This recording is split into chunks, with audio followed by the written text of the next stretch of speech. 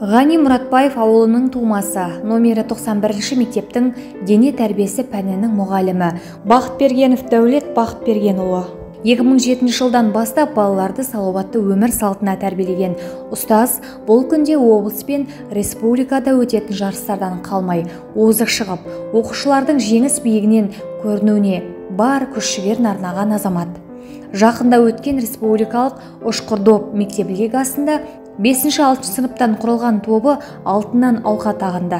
Қызылорда облысы Ғани Мұратбаев атындағы номері 91 орта мектеп. Құрмет қошеметтеріңізбен.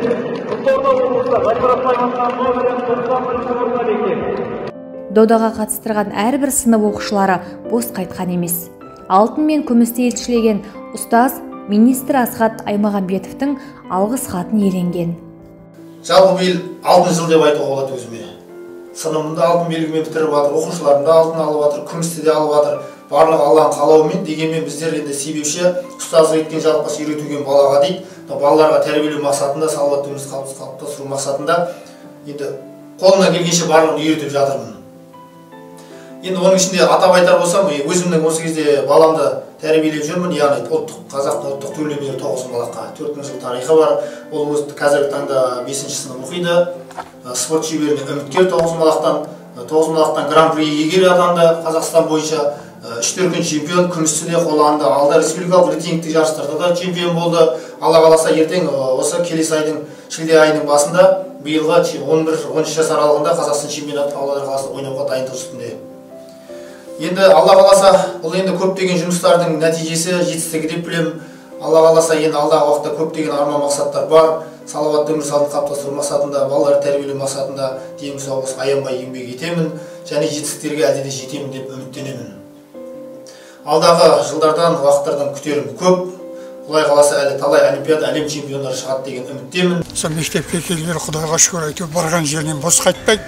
Сол барған жерінен орын алып, осындай үлкен дәрежеге жетуге өзін бар күшін салды. Соның арқасында мына ауылдың жастарын спортқа бет бұрды. Соның арқасында міне өздеріңіз білесіздер, мына Қазақстанның чемпионы деген атаққа дейін жетті. Сол еңбектің арқасы деп ойлаймын. Құдайға шүкір, әлде де осы жастарды, балдарды жетістікке жеткізе береді деп ойлаймын. Сол ата-ана біз соған қуанамыз. Соған төбеміз көкке жетіп отыр. Отбасы, екі ұл қыз тәрбиелеп отырмын.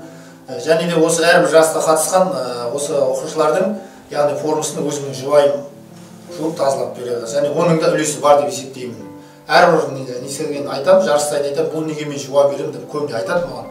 Себебі сен мен жарысқа қатысып орын алуыма үлкен көмегің зор. Таза киім киіп, таза жүрген жерде барлығы жақсы болады деп.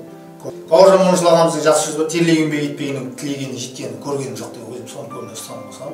Яғни терлеп еңбек етпесең еш нәрсе оңайлықпен келмейді. Терлеп еңбек ету керек, жұмыс істеу керек, және ол жалпы нәтижесін күту керек. 1 жыл бола ма, 2 жыл бола ма, 3 жыл бола ма жемісін береді. Бұндай жетістікке бірден жеткенім жоқ. Көп жылдық еңбектің жемісі.